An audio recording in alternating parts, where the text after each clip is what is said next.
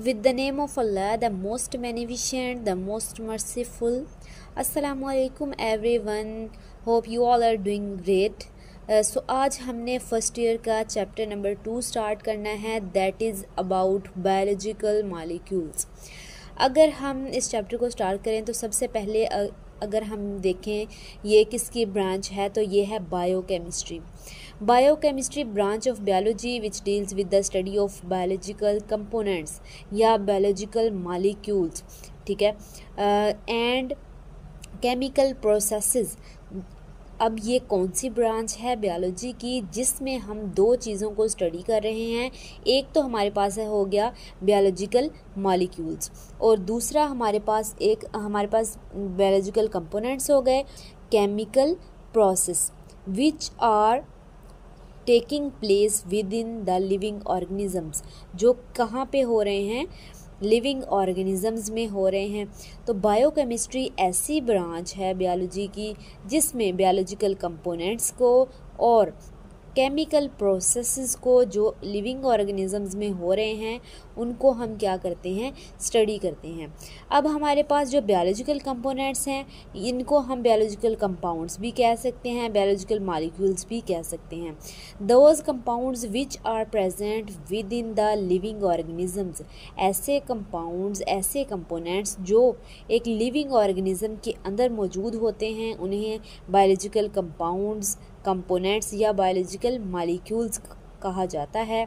इसी तरह अगर हम केमिकल प्रोसेसेस की बात करें, हम दो चीज़ों को डिस्कस कर रहे थे, एक बायोलॉजिकल कंपोनेंट्स को और दूसरा केमिकल प्रोसेसेस को या केमिकल रिएक्शंस को जो किसी भी लिविंग ऑर्गेनिज्म में हो रहे हैं। तो ये दो इम्पोर्टेंट चीज़ें हैं, बायोलॉजिकल मॉलिक्यूल और केमिकल रिएक्शंस, जिनको हमने जो है वो डिटेल से डिस्कस करना है। केमिकल रिएक्शंस की बात करें तो those chemical reactions which are taking place within the cell are collectively called metabolism. अब यहाँ पे क्या है, ऐसे केमिकल रिएक्शंस जो किसी भी सेल में हो रहे हैं, ठीक है, क्योंकि जो कोई भी लिविंग ऑर्गेनिज्म है हमने इसको पढ़ा कि वो ट्रिलियन ऑफ सेल्स से मिलकर बना होता है, कॉम्प्लेक्स जो होते हैं, और बाकी जो है वो वन और मोर सेल्स से भी मिलकर बने होते हैं। तो सेल्स क्या होते हैं, सेल्स में जितने भी केमिकल रिएक्शंस हो रहे हैं किसी भी लिविंग ऑर्गेनिज्म में वो क्या है हमारे पास, कलेक्टिवली क्या उसको कहते हैं, मेटाबॉलिज्म कहते हैं। अब हमारे पास जो इम्पोर्टेंट चीज़ें हैं वो दो हैं, बायोलॉजिकल मॉलिक्यूल्स और केमिकल रिएक्शंस। बायोलॉजिकल मॉलिक्यूल्स की बात करें तो इसकी जो है वो दो टाइप्स हैं, एक जो है वो ऑर्गेनिक मॉलिक्यूल्स होते हैं और एक इनऑर्गेनिक मॉलिक्यूल्स होते हैं। ऑर्गेनिक मॉलिक्यूल्स की बात करें तो those molecules in which carbon and hydrogen are coexist, यानी कोई भी केमिकल रिएक्शन या मॉलिक्यूल जिसमें कार्बन और हाइड्रोजन इकट्ठे पाए जाते हैं वो क्या कहलाते हैं, ऑर्गेनिक मॉलिक्यूल्स। और इसके बरक्स अगर हम बात करें इनऑर्गेनिक की तो ऐसे मॉलिक्यूल्स जिसमें कार्बन और हाइड्रोजन इकट्ठे ना हों वो क्या कहलाते हैं, इनऑर्गेनिक मॉलिक्यूल्स कहलाते हैं। अब जो है वो हमारी बुक में जो ऑर्गेनिक और इनऑर्गेनिक को हमने डिस्कस करना है इस चैप्टर के अंदर वो हैं ऑर्गेनिक मॉलिक्यूल्स में कार्बोहाइड्रेट्स हैं, प्रोटीन्स हैं, लिपिड्स हैं और न्यूक्लिक एसिड है। और जो मेन हमने इनऑर्गेनिक कंपाउंड डिस्कस करना है इस चैप्टर के अंदर वो है वाटर, H2O। इसी तरह हमारे पास जो है वो जैसे बायोलॉजिकल मॉलिक्यूल्स दो टाइप्स के हैं, ऑर्गेनिक एंड इनऑर्गेनिक मॉलिक्यूल्स, इसी तरह हमारे पास केमिकल रिएक्शंस भी दो टाइप्स के होते हैं, एनाबॉलिज्म होता है और कैटाबॉलिज्म। एनाबॉलिज्म क्या होता है, सिंपल मॉलिक्यूल्स मिलते हैं और इससे एक कॉम्प्लेक्स मॉलिक्यूल बनता है, ठीक है। सिंपल मॉलिक्यूल, छोटे छोटे मॉलिक्यूल मिल के क्या बनाते हैं, एक कॉम्प्लेक्स यानी पेचीदा हमारे पास मॉलिक्यूल बनता है। और यहाँ पे एक बड़ा मॉलिक्यूल, कॉम्प्लेक्स मॉलिक्यूल टूटता है और उससे सिंपल यानी छोटे छोटे मॉलिक्यूल्स बनते हैं। यहाँ पे एनर्जी यूज़ होती है एनाबॉलिज्म के अंदर और कैटाबॉलिज्म में एनर्जी क्या होती है, रिलीज़ होती है।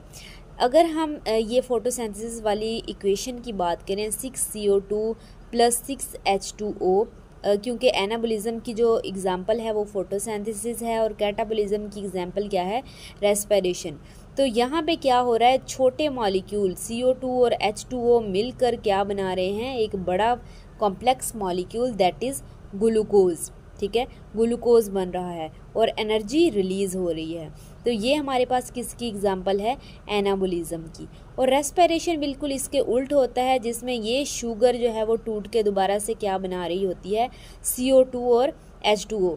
तो ये किसकी एग्जांपल है, कैटाबोलिज्म की, जिसमें कॉम्प्लेक्स मॉलिक्यूल यानी ग्लूकोज का मॉलिक्यूल टूटता है और उससे सिंपल मॉलिक्यूल यानी CO2 और H2O बनते हैं। ठीक है, होप सो आप लोगों को ये लेक्चर क्लियर हो गया होगा, जिसमें हमने बायोकेमिस्ट्री को देखा, जिसमें बायोकेमिस्ट्री में हम दो चीज़ों को मेनली डिस्कस करते हैं, एक बायोलॉजिकल कंपोनेंट्स यानी बायोलॉजिकल मॉलिक्यूल्स होते हैं और दूसरा केमिकल प्रोसेसेस या केमिकल रिएक्शंस होते हैं। उन दोनों को हमने देखा और इनकी जो है वो आगे कुछ टाइप्स हैं फर्दर। बायोलॉजिकल मॉलिक्यूल्स में ऑर्गेनिक और इनऑर्गेनिक मॉलिक्यूल्स आ जाते हैं और केमिकल रिएक्शंस में एनाबोलिज्म और कैटाबोलिज्म आ जाते हैं। होप सो आप लोगों को लेक्चर क्लियर हो गया होगा। कोई भी क्वेश्चन हो तो आप कमेंट सेक्शन में पूछ सकते हैं। अल्लाह हाफिज़।